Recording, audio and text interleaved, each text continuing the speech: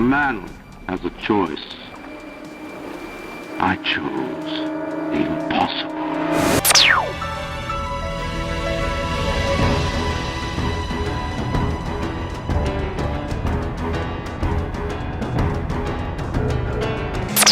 We're on the trail of the lost treasure of El Dorado, and it's brought us here, to this tiny island in the middle of the Pacific Ocean. Hey, what's up, gamers? Welcome back to the channel.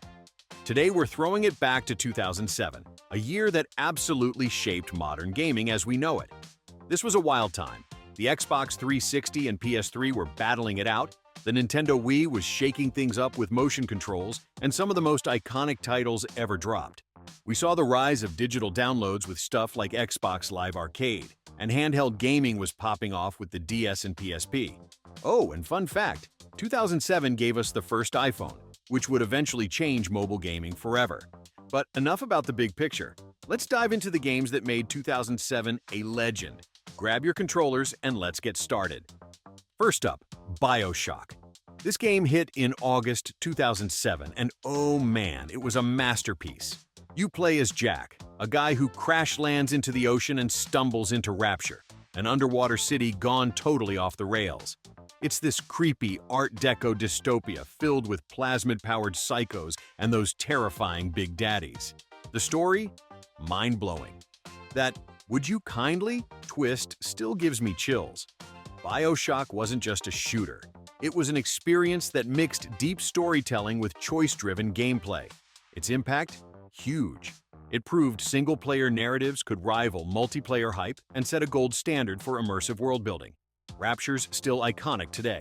Next, Call of Duty 4, Modern Warfare, dropping in November 2007. This was the game that took Call of Duty from World War II trenches to modern battlefields. You're bouncing between Soap MacTavish and other soldiers, taking on a global terrorist threat with Captain Price yelling in your ear. The campaign was cinematic. Remember, all gillied up? Pure tension. But the real game changer? Multiplayer. This introduced kill streaks, prestige mode, and addictive progression that basically defined online shooters for the next decade. Modern Warfare turned Call of Duty into the juggernaut it is today. Every Call of Duty fan owes 2007 a salute.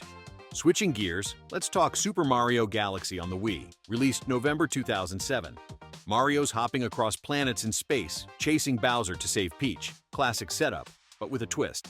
The gravity-defying levels were mind-bending, flipping how you think about platforming. Collecting star bits with the Wii remote felt so fresh, and that soundtrack? Orchestral perfection. Galaxy wasn't just fun. It showed the Wii could deliver big, creative hits beyond motion gimmicks. Its impact was massive for Nintendo fans, proving Mario could evolve while staying timeless. It's still a must-play.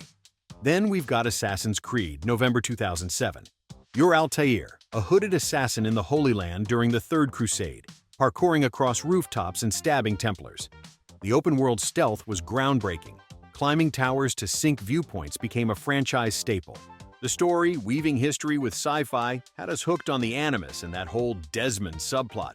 Sure, it was a bit repetitive, but its impact? It launched a mega franchise. Assassin's Creed redefined historical action games and gave us a template studios are still riffing on. Up next, Uncharted, Drake's Fortune, also November 2007. What a month. You're Nathan Drake, a wise-cracking treasure hunter chasing El Dorado.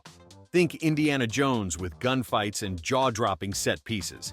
The PS3 exclusive blended cinematic storytelling with third-person action. Climbing, shooting, and exploring felt so smooth. It wasn't a massive hit right away, but it kicked off Naughty Dog's golden era. Uncharted showed Sony could deliver blockbuster exclusives and Drake's legacy. It's still swinging strong. Now Portal, October 2007. This little puzzle gem came bundled in Valve's Orange Box, and it stole the show. You're Chell, solving test chambers with a portal gun, guided, or mocked, by the snarky AI, GLaDOS. The Cake is a Lie became a meme for a reason. It's short, sweet, and brilliant, turning physics into pure fun. Portal's impact was sneaky but huge. It proved small, clever games could outshine AAA giants and inspired a wave of indie puzzle titles. Plus, GLaDOS is still the GOAT of video game villains. Halo 3, September 2007. Finish the fight, right? Master Chief's back to stop the Covenant and the Flood, with epic battles in that iconic Warthog run. The campaign was a sci-fi roller coaster, but multiplayer? God tier. Forge mode let you craft maps, and theater mode was next level for replays. Halo 3 was the Xbox 360's killer app, cementing the franchise as a cultural titan. Its impact kept competitive gaming alive and gave us memories, like teabagging in Big Team Battle, that still hit hard. Time to Jam with Rock Band, November 2007. This took Guitar Hero's plastic instrument craze and said, why stop at guitars? You've got drums, vocals, bass, the full band experience. Playing Sweet Home Alabama with your buddies was peak party gaming. It wasn't just a game, it was a social event. Rock Band's impact? It dominated living rooms, spawned a franchise, and kept rhythm games rocking until the fad faded. Those plastic drums are still collecting dust in my garage. God of War 2, March 2007 on PS2. Kratos is back, angrier than ever, slicing through Greek gods and monsters to defy Zeus.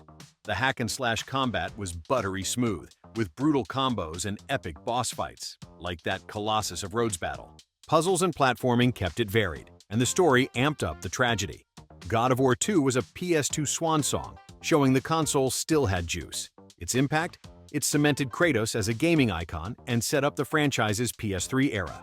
Metroid Prime 3, Corruption, August 2007 on Wii.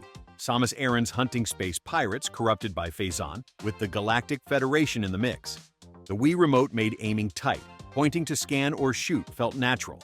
Exploring alien planets was as atmospheric as ever, with slick visuals. Prime 3 wrapped up the trilogy, proving Metroid could shine in 3D. Its impact was niche, but strong, keeping Samus relevant and showing the Wii could handle core gamer titles. Half-Life 2, Episode 2, October 2007, part of the Orange Box. Gordon Freeman's fighting the Combine, with Alex Vance by your side in a tense, story-driven FPS. The White Forest battle and that gut-wrenching ending, no spoilers, hit hard. New enemies like hunters upped the stakes, and the physics puzzles were peak Valve. Episode 2's impact? It kept Half-Life's legacy alive, though we're still waiting for Episode 3. It showed episodic storytelling could work, influencing games like The Walking Dead. The Witcher, October 2007 on PC. You're Geralt of Rivia, a monster hunter in a gritty fantasy world making tough moral choices.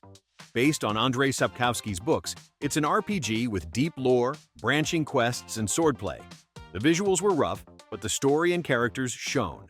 The Witcher's impact was slow burn. It put CD Projekt Red on the map and laid the groundwork for The Witcher 3's massive success. It also brought Eastern European RPGs to a global audience. Skate, September 2007. Forget Tony Hawk's arcade tricks. This was skateboarding done real. You control your board with the analog sticks, flicking for ollies and grinds, making every move feel earned. The open-world San Vanelona was a skater's playground.